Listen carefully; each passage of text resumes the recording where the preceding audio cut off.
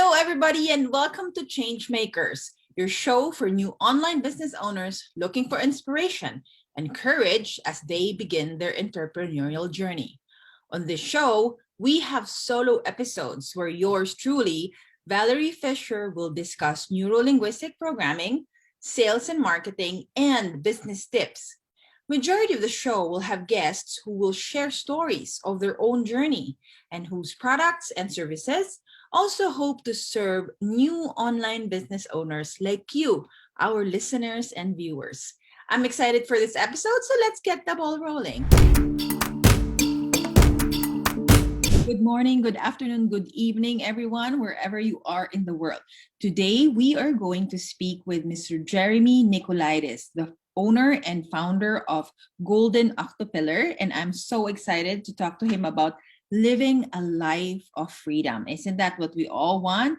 So stay tuned and watch this episode. Thank you, everybody, for watching or listening to us today. Welcome to another episode of Changemakers. And today we have Mr. Jeremy Nicolaides joining us all the way from LA, sunny LA. I'm so envious because it's here in Michigan right now. It's been raining for a few days now. Welcome, Jeremy. Thank you for joining us today. Well, thank you so much for having me. Yes. So Jeremy, I'm very interested in your story. I know that you were with corporate before, and then you now have your own business. Is there anything, and this is how I start my interviews with Changemakers, was there a change, either in your life, professional, personal life, or a change in the world that that inspired you to start and build this business?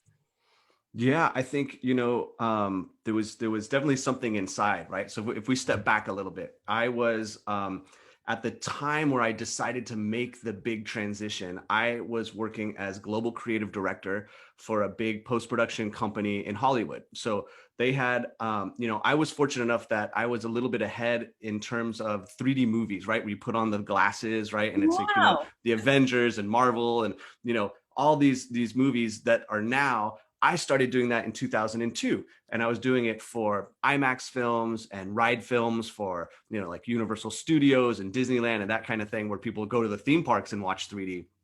But then after Avatar came out, they had to all these theaters worldwide so that everybody could watch high quality 3D movies. So then all of a sudden overnight, my value, went through the roof, and people were calling me to, consult on projects or to run their projects. And one particular consulting job led to this global creative director role. They had called me in and they were going to do Clash of the Titans. And it was a big movie for Warner Brothers, and they were going to do it. They were going to convert it from 2D to 3D, and they were going to do it in 10 weeks with 50 people. And I was in the back of my mind in this meeting, I was going, wow, I just did this. I just did an IMAX movie with 30 people over the 4 months. IMAX movies are, they're much shorter. There's less shots. There's like 300 shots in an IMAX movie compared to a big Hollywood blockbuster like Clash of the Titans, which might have 2,500 to 3,000 shots.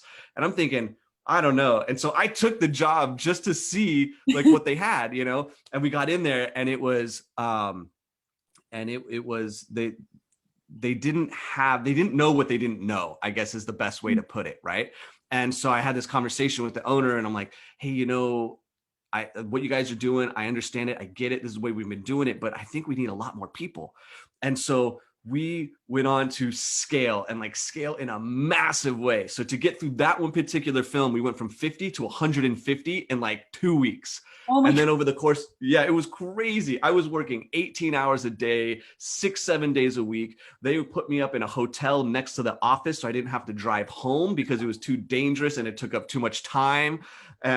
And then so we got through that particular project, and that's where like, hey, we want you to stay. We want you to be global creative director. We're building this big machine, and we built it up to 3,500 people worldwide in 18 months, and that's LA, Vancouver, London, and Mumbai. It was massive, right? And so I remember at one time I had 9 big movies going at once. I remember looking at, I had a whiteboard in my office. I was going, oh my God, I can't believe we're doing all these films at one time. And I would go from one city to the next to help push out a show and be done. And it was really exciting. And I say this because I was like, I had what most would call a dream job, right? I Yes. had, right? I was working on all the top movies. They flew me out to London, from LA to London, first class, because it was in my contract. They had to fly me first class. And they threw me first class to London for a 45-minute meeting with the director and producers on Harry Potter. I went out to the set. I'm like, Wow. right, cruising around this old airplane hangar, but it's like, Hogwarts and Diagon Alley and all this really cool stuff. And you see everybody in character just eating lunch and being normal humans, if you will, not wizards and witches and whatnot. And so I say this because it was so cool, right? And I was paid really, really, really well. And I was treated really, really well. But once the dust began to settle from this expansion and things started to normalize, I started to feel this lack of fulfillment, right? And that was the key thing for me, right? That was, why was I doing this? Why was I literally giving up my life, right? I mean, we're talking long hours, 6-7 days a week. It was cool, but it wasn't my life, right? Like I was giving away my life to somebody else and I didn't know why, right? All of a sudden I was like, these movies, they come and go in a matter of a week or two, right? And so it's like big, exciting, and Hollywood is so cool, and actors and big movies. But at the end of the day, I'm giving up my life, and it didn't make sense to me. And there came a point where a lot of the work was leaving Los Angeles, and they wanted to close the LA office. And so, which is where I'm located. And so they offered me to relocate to Vancouver. And I had this feeling in my gut that like there's something wrong here. This isn't right. It wasn't right for me, right? And I'm not saying that this is the situation for everybody, but I decided that life was too short, and I was going to make the move, and I was going to leave. And so I left, and I had some time to think, and I had some money coming in, and I didn't have to worry about getting a job right away. And I just thought, what am I going to do with my time? And I really started to just embrace and dive deeper into my photography. And I thought, okay, I'm going to be a photographer. I'll be a landscape photographer, fine art photographer. I want to sell my beautiful pictures. Because photography, like in the film business, they go hand to hand. And so it had been a big hobby on the side, and I just loved doing it. And I would travel to places. And so I did that. And I thought to myself, well, how do you make money as a photographer? Like everybody has a phone in their pocket. People are taking beautiful pictures with their iPhone, right? Even though this was like almost 10 years ago now, it was still like people had phones, and the worth of an image was so cheap already, right? And so, looking at other businesses, I thought, okay, I need to buy a business, right? And so I bought a print and marketing business with the idea to support that. And that's kind of the backstory and the transition, into business ownership and entrepreneurship, and I went that route. So, when you were starting, tell us about when you were starting with this business, because it's so different coming from, and I also, would know the corporate life is so different from entrepreneur life. How did you start this new business? How did you, what gave you the idea, and how did you start, and how did you start selling? Because many of our followers or our viewers, of course, at the end of the day, they want to sell and they also know how you started. So tell us about that. So it's a great question, because this is one of the biggest learning experiences of my life, right? I went into this, I thought, okay, I was just a key player in building this huge global company, right? And I thought, man, I could buy a business and, this quote unquote mom and pop, right? This like small local business of, marketing and printing and helping other businesses. And I thought, oh, I'm gonna, turn this business around, because it was a pre-existing business. I bought it, and it was kind of on the downslope. The owner wanted to retire, and he'd kind of gotten lazy. And I thought, oh man, turn around. I could do this so easy, just like so much confidence. And let me tell you, I had no idea what I didn't know, right? So I just would it was brutal. Like honestly, it was brutal because I didn't know what I didn't know. So I what I thought would take, 6 weeks to kind of turn it around took 6 months. I needed it in 4 months. I really needed to start generating serious revenue. Like I had to focus on sales. I had to get it in, and I had 4 months. It took me over a year to get to that point. I suffered, my wife and I got married during this period of time. We had our first child during this period of time. We ran out of money. Like all of our savings were gone. We filled up the credit cards. We borrowed money from the bank. We borrowed money from the family. Like we got to the point where we had no idea how we were going to pay our bills at the beginning of the month. It was scary. And the problem I had, and this will lead into where, some value bombs that we can help some people. But the problem that I had is that I kept running into this like trial and error cycle, right? So because like I said, I didn't know what I didn't know. So I would be moving along like, okay, I gotta bring in more sales. And so I would try something, but it was all trial and error. Like I'd try this, it didn't work. I tried this, it didn't work. I tried this, it didn't work. I tried this, it didn't work. And then I'd figure it out. Okay. And I'd move a little bit forward, and then I'd go along. Okay, great. This is going to work. I'm good. I'm back on track. And then boom, I hit another brick wall, and trial and error and trial and error and try, right. And this went on, right. It went on for a year, and it was so painful. And so for me, what ended up happening is I started listening to podcasts. I started listening to shows like this. And this is why I support them so much, because it was like the turning point for my life was I started listening to business shows. And one in particular that was about the mindset of millionaires and people who generate 7 and 8 figures a year. And so I was listening to this podcast. They ended up having a coaching program that I took, and then eventually a mastermind. So now I'm just like surrounding myself with like-minded people. Yes. And I learn about, know your market, right? And like understanding your market. And so many of us get into business thinking that, oh, I've got this great idea and I know it's going to sell and I want to do it, right? But that's not the way to look at it. That was what I was doing as well. And the thing is, you have to look at the market. You have to understand a market and give them what they want, yes. Right? And then if you want to give them something else, but sell them what they want, right? Sell them what they want and give them what they need, right? And help them and really understand your market. That was a key thing.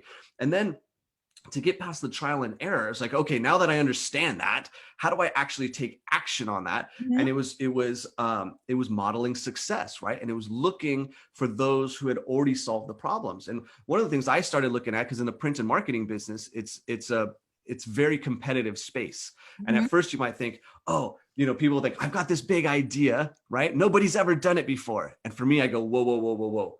Like time out. Let's slow down. Let's talk about this. If nobody's ever done it before, that means you have no proof that it works. Mm-hmm. You can't look at the competition and see what's already working. So I started looking at like massive companies that were like 10, 20, 30, 100 times bigger than me, the biggest of the big. And what were they doing? Because they had already invested the time and money to figure out the messaging, to figure out the products, to figure out what your customers need to hear to sell to them, right? And that was key. So I started changing the way I did everything. I got rid of my B2C and started doing just B2B and just working with business owners, right? That way I helped them.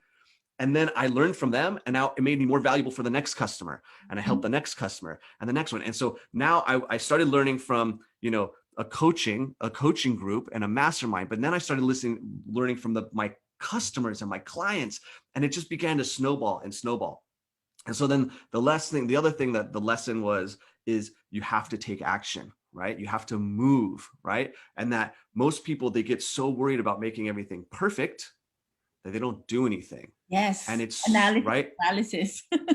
Exactly. And it's so true. And I think so many people get caught up in learning and preparing. They don't do anything. And I think what they don't realize is that the learning doesn't finish until you start doing, right? You need that feedback. It wasn't until I started taking action and started working with my other clients and customers that I started getting feedback that made me better and better and better and better. And then it starts to compound. So it's kind of like to kind of sum it all up, it's your mindset is number one, right? Like you got to focus on that mindset. You got to know your market. You have to model success, and you have to move, right? You have to take action. And those were the massive just lessons that I learned in that really took me to the next level. It got to the point where I got the business to be 80% passive, right? I turned it all around. I was able to start bringing in other streams of revenue. So in 18 months, I was back to where I was before, right? When I was on top of the mountain with the quote unquote ideal job, right? Hollywood. And so, right? Hollywood, making good money, being treated well, like super cool factor, but giving up my life. And then, so then I dive off, right? What turns out to be like the valley of like darkness and despair. And it's like, oh my God, what did I do? Mordor. Right. And then, so then I claw myself out, right? But it only takes 18 months, where before it took me 8 years to go from entry level artist and into the film business to being global creative director. I also held roles like chief creative officer, executive producer. Like it took 8 years to get to that point. And then, I guess you can say I started over. I went into the business and entrepreneurial space, but this time it only took me 18 months to travel that same distance. And it was those key lessons in there that allowed me to do that. I'm really interested. I really like your when you said that you did coaching programs and a mastermind, because I'm also a believer in because I say that when you're intelligent when you learn from your own mistakes, but you're actually wiser if you learn from other people's mistakes. And that's when that's what coaching, that's what masterminds give us. So tell us about that experience, and share how it was a turning point for you when you had other people guiding you. Yeah, well, you get a different perspective, right? You get somebody who's not, it's kind of like, have you ever gone grocery shopping for food when you're hungry? You make a lot of bad decisions, right? You buy a lot of things you shouldn't buy. You buy more, you buy junk food, you don't buy the healthiest, right? Like you just don't make good decisions. So when you're struggling in business and you have so much anxiety to sell and make money and do something, you're not making great decisions, right? Because you're doing it for the wrong reason.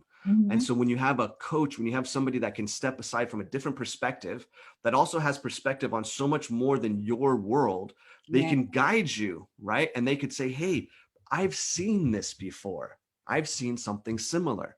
Here is, some principles. Here's a strategy. Here is a framework. So for me, it was the frameworks in the beginning of the kind of a step-by-step to try something. A lot of coaches have, say maybe like a marketing framework where you're going to put together this type of material and you're going to release it in this type of way. And you're going to put out this type of and it's this basic skeleton. But I think it's also important for people to know that might not be what works perfect for you. But it's gonna truncate that time, that trial and error time, right? That trial and error that just absorbed so much of my time and my money, right? That put me almost into the point of filing for bankruptcy, like we didn't have any money.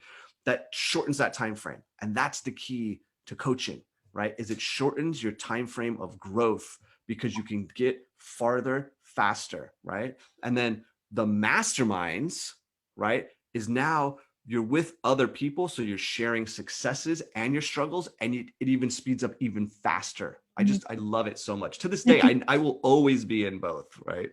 So that's right, because you said it took you 18 years to get to creative director, whereas only 18 months to get this business going. And the mastermind, the coaching helped do that for you. It, like what you said, it expedited everything. Yeah. It was 8 years and then 18 months. Oh, 8 years and 18. So 8 years and 18 months. Okay. So when you finally had that, you said you were back to your Hollywood self, the corporate life, when you have almost everything, and now you have that after 18 months in the business. What were learnings, did you get from that? Because you said you are so big in live a life of freedom. Is that what you have right now? Do you consider that you've achieved that? At this point now, yeah, but it's very interesting. So we talked about how I was on top of the mountain, down to the valley of despair, back to the top of the mountain, right? And I used mindset and understanding your market and modeling success and move and take action, right, to get back up. But here's the thing. I then found myself, I remember one point where I got back into this other vicious cycle that I think is something that we all need to look at. And it was just burning myself out, right? I was Mm. working so much. So even though I had, on the surface, everything looked great financially, I was back. I had those freedoms, if you will, the financial freedom, but I didn't have life freedom. I was shackled to my business. And I don't know why we feel like we have to give up our lives for success. I don't know why we feel like, most people think that their actions and the amount of action that they take is tied to their success. Your level of the amount of your action is not tied to your success. You can work, like, there are people, right, who work a tenth of the time that we work and make 10 times the money we work, right? Myron Golden, who's one of my mentors, I'm in his inner circle, amazing individual. He always says that, let me see if I can get this quote right.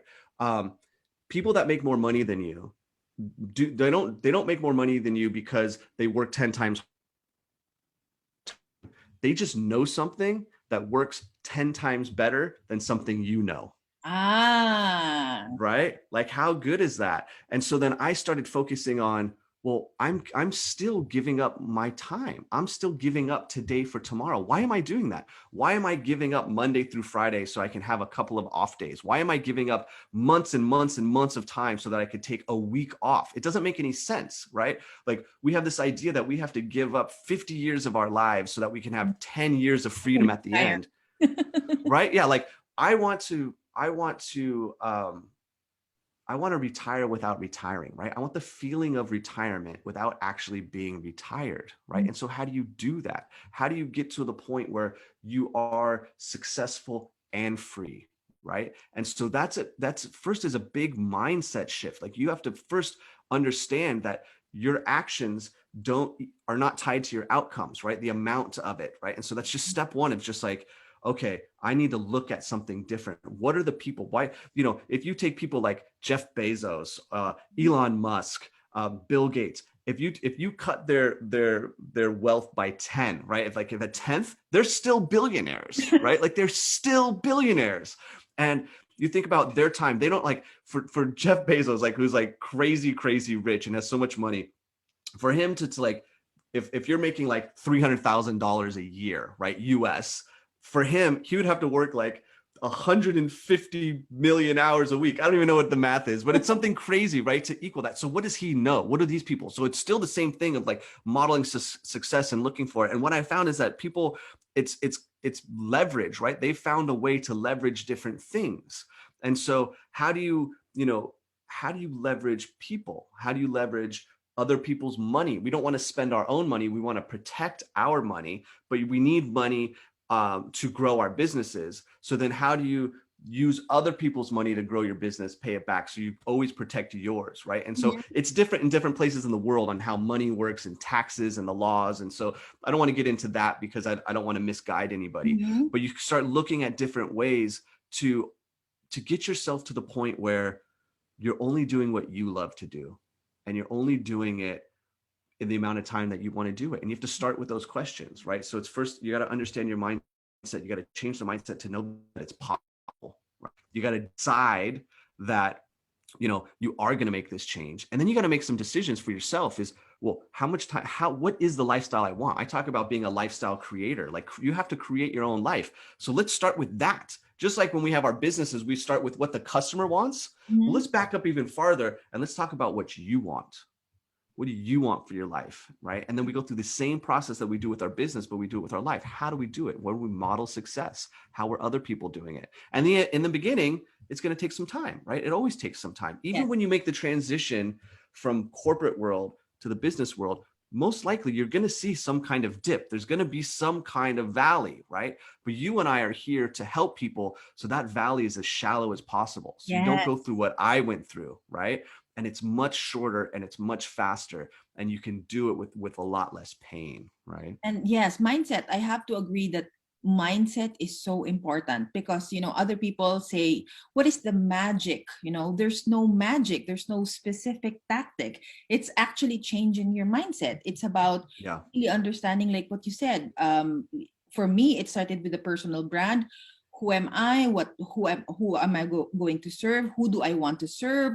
What do I have to offer? It's the mindset also, and then understanding customers. So I'm so one with you when it comes to mindset, because it is only when you have the right mindset that you will be able to create strategies and tactics. Mm-hmm. It all starts with that. So tell us about Golden Octopillar. So that's your Yeah. that's your website. That's your the company. So tell us about that, and all the, because I saw the website. You have different ways of working with you. So yeah, please Yeah, share.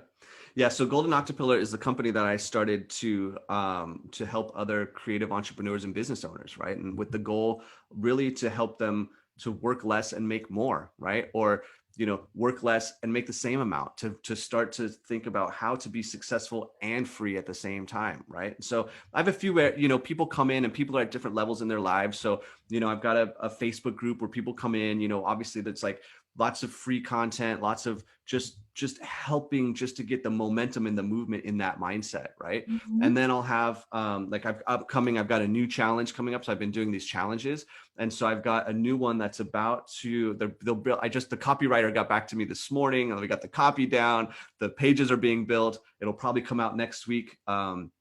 But that one is the work less, make more challenge. So it's helping people transition, right? Because it's all about transformations, right? Like people, we talk to people so that they could be successful, right? We talked about this earlier. We said, well, sell people what they want and give them what they need. Well, I sell them the financial help because everybody wants that.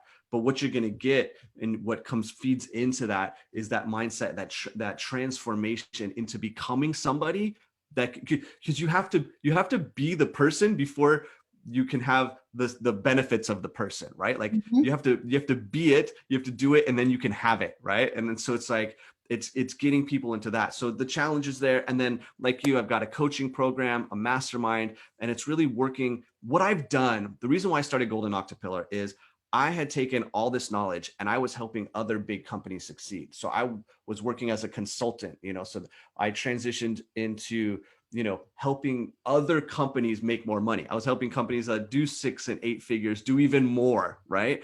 And then I thought to myself, there's so many people that need the help to get, they're shackled to this idea of the 9 to 5 for 50 Yeah. years.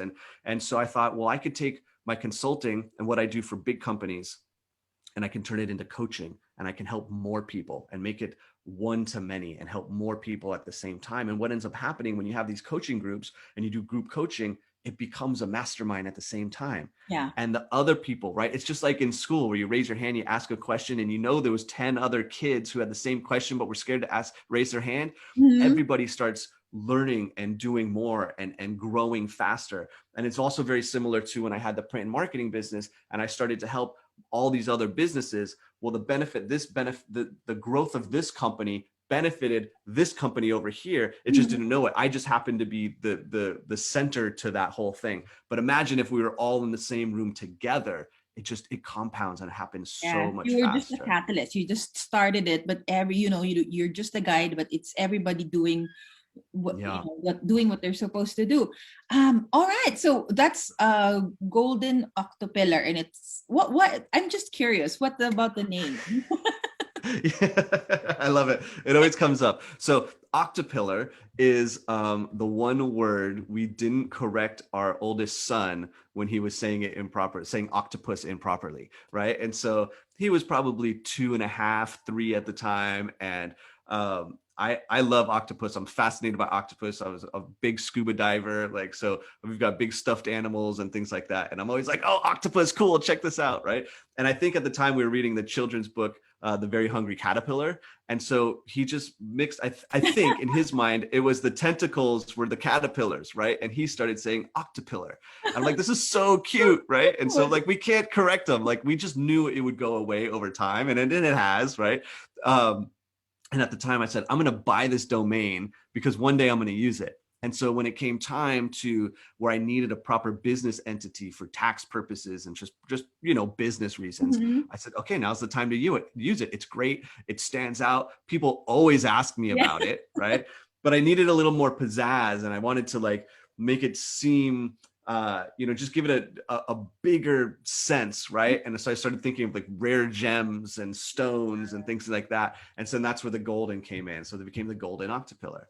Okay. So It's yeah, it's really cute, and you know that it's personal because it's from somebody you love, and it's really your. yeah, All right, so we're gonna wrap things up. I have two more questions okay, that's actually related to each other. One is, what is your one thing? If you have a best advice, you have one advice to give to entrepreneurs out there. And then number two is the best advice that you were given. So as a receiver and as a giver, you can okay, answer any way, any which way you like. yeah. So yeah. So the best advice I could give is to take care of yourself, right? To take care of yourself first. We give up. We've talked a lot about giving up our time, right? We say, and we're talking about living free, and we don't have to give up all that time.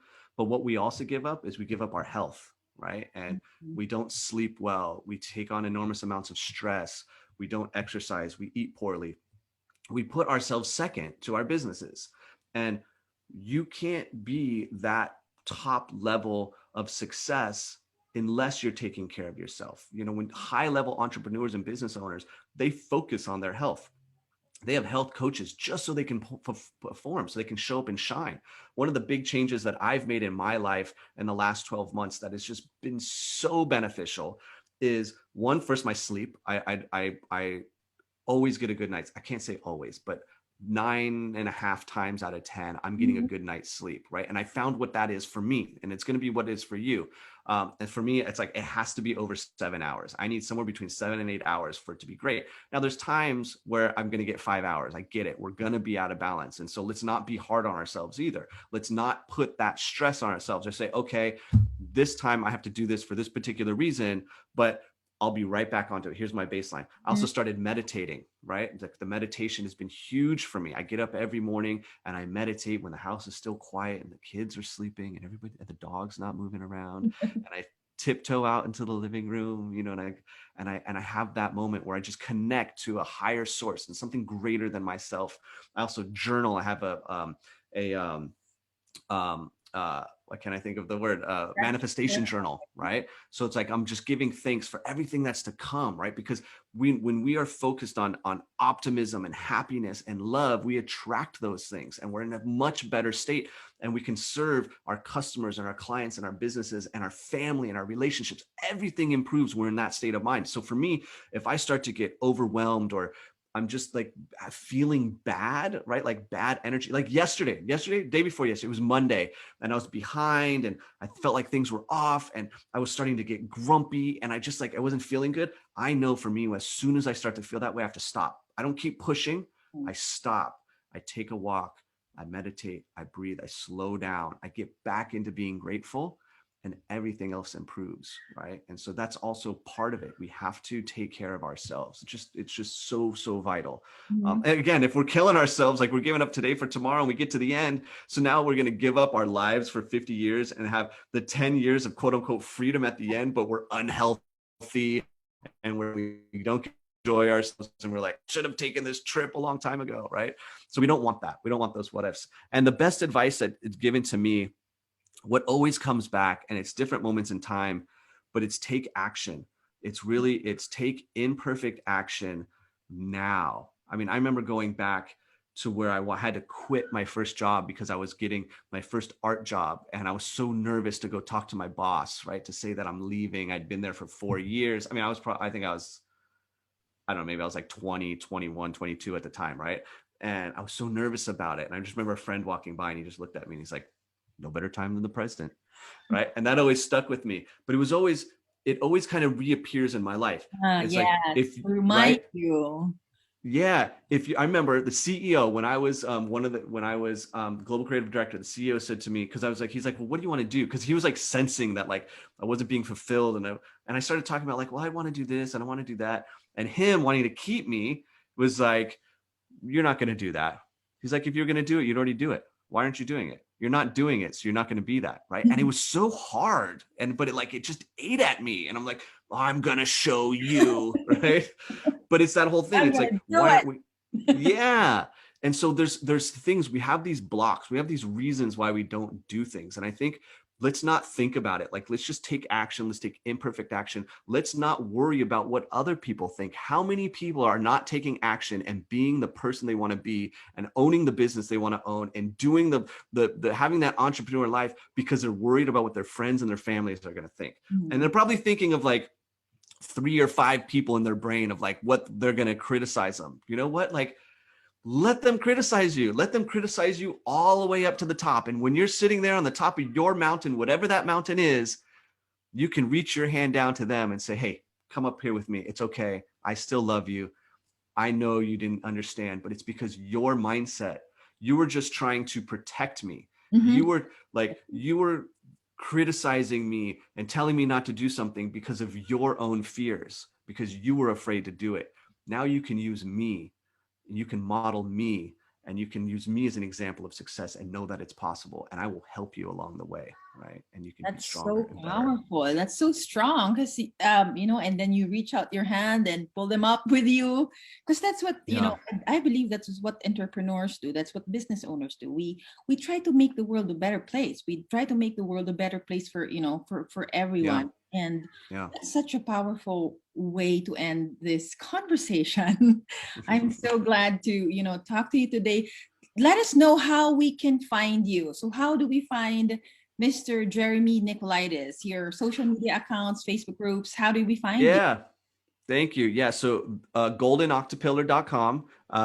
There you can find everything, right? But then also you can find me on Instagram. I'm the Golden Octopillar. You can find me on Facebook, the Golden Octopillar. The Facebook group is Create and Live Free. And that's, I just Google Golden Octopillar. It's unique. You can find him.